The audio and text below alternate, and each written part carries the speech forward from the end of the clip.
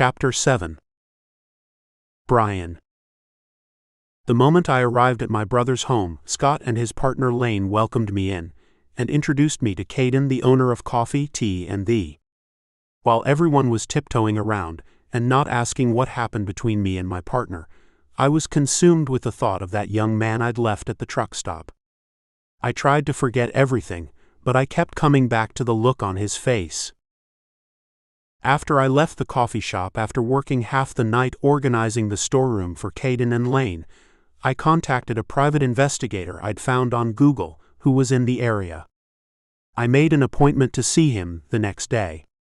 Not knowing where to start, and with no info, I strolled into his office. The office building had been in the downtown area. Main Street hadn't been busy for years, and leaving and coming back to Nevermore, I thought I'd never left, because there were still empty storefronts where most stores had closed up because of no business. Realizing that there was a college in Nevermore, and people from all over coming there, I decided to invest in some of the empty properties, because I knew the college meant the future for Nevermore and Main Street would come to life soon. After locating a pie and giving him what I knew, I headed over to Wounded Ink to see how the business was coming along, and whether Tony needed anything, and that was when I ran into his husband, Parker. "Hello, handsome," Parker joked.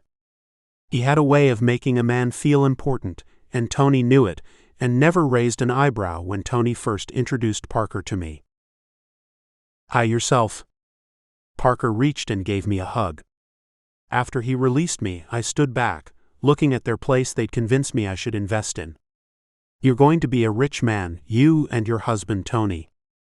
This place is different from all the tattoo shops I've gone into. Whose idea was it to open a chain of these?" Parker placed his hands on his hips, chuckled, and slanted his head. "Mine, of course. I'm the brains of this merger, but don't tell Tony." I knew Parker had been aware that I knew about them, and their union of gay and straight. Brains and brawn. It was Tony's idea for Wounded Inked, but it was Parker who had the capital, and he'd convinced me to invest in the whole notion of making it a franchise. "Come on, you looker, let me show you around." Parker slipped his arm through mine, and we left Tony demonstrating to a class of new people, mostly veterans, the secret to their signature rose, while we strode through the different areas of the shop, where workmen were knocking out walls to enlarge the place. These rooms were too small for what we intended on doing, and with the extra money you've put in here, now we can hire more of these wounded vets to work here. We have an amputee who is a friend of Tony, who needs wheelchair accessibility, and as you can see, we're putting in a ramp and new restrooms. I looked and then turned to see Parker eyeing me. "What?" I said. He placed his hands on the side of my face. "What's wrong, Brian? Why do you look so sad? Tell me." I didn't know if I could reveal my secret to Parker, but he appeared to understand, and was a little more sensitive than my brothers Scott and Lane. Maybe it was because they knew how open and loose I'd been in my marriage, that I didn't get any sympathy, or revealed to them just what was my problem. "Brian, I know something is needling you, and you can't hide from me. I have a degree in psychology, you know. When I first met you in Tucson, you were jovial, happy, and you couldn't wait to get back to your partner. Now look at you. You have the face of a sad clown. Come with me away from all this hammering and clatter." We stepped back inside the main room, walked past the men and women leaning over their customers, not looking at me at all, and laser-focused on what they were doing. "Where are we going?" "To my office. Tony and I share a space down the hall. You know the one." "Oh yes, we had a shower put in." "You remember what I said happened in my office, but that's not important. It was that dick, Austin, who fucked up our opening. I will never forgive that fucking dick for ruining my night. Tony said that I have to be forgiving." "Fuck that, now what is the problem, handsome?" Parker sat behind his desk and smiled as if he was a therapist. Then he steepled his hands and said, "Tell me everything, good looking." I sat in a chair across from him and fell into his trap. I told Parker about how on my drive back to Nevermore I'd met this young man, and I fell madly in love with him. He interrupted. I can understand that, because I fell madly in love with Tony at first sight. Is he gay? Parker asked. That doesn't matter. I don't know. Parker raised his hand. Stop right there. I shouldn't have asked you that. Tony is as far from being gay as the man in the moon, but of course there is no man in the moon. I don't want to ruin a good story with the facts, so let's continue. You can't help who you fall in love with. The only thing you can help is not doing enough to convince them that you're the one. And as you can see, I convinced Tony that I was the only one for him, and there will be no other me. And it helped that the sex was amazing between us, and that was the closer. Hot sex and understanding. Now it was my turn to talk, and if I didn't speak, then Parker would have taken over the conversation about Tony. His conversations were always about Tony and how they met, and as entertaining as they were, I needed to tell someone since he was listening and willing. I've been fooling around on every man I've met because I was looking for something and couldn't find it until now, and unlike you, Parker, I let that man slip through my hands.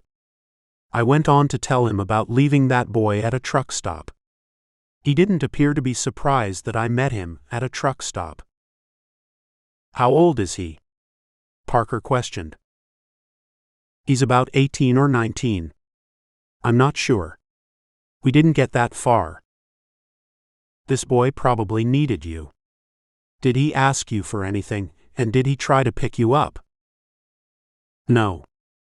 It was none of that. He just looked so sad, and there was nothing I could do for him. I tried to give him money and he refused. Maybe he was an independent spirit. I think he will be okay. But that wasn't what I wanted to hear. As much as I wanted him to be okay, I wanted to know. And Parker eventually said what I wanted to hear, and it was the truth. I knew the truth when I heard it. If you two are meant to be together, you or he will find your way to one another. Nature will see to that. The universe will bring you together, but you have to help it along by trying to find him. Whatever is in your power, use it. I stood and thanked Parker for listening, and he said, "No problem. I'm practicing before my children turn into teenagers. After that age, they listen to no one but their peers." Parker stood, and when I reached the door, Tony opened it and stood in the doorway. "So, husband, you're trying to make me jealous. What have you been doing in our office with this man?" I glanced between Parker and Tony, who wore a serious expression, and then they both laughed. I was unnerved, because I knew Tony had been a sergeant, and the tone of his voice never let anyone forget it. His playful soft voice was only for Parker. Parker said, "Good looking here has a problem." And I tried to help him. "I hope he's not practicing on you, Brian. He loves to give advice, but I don't believe he has a psychology degree. I haven't seen one, and we've been married for 2 years. It's a hard paper, but I have it nonetheless."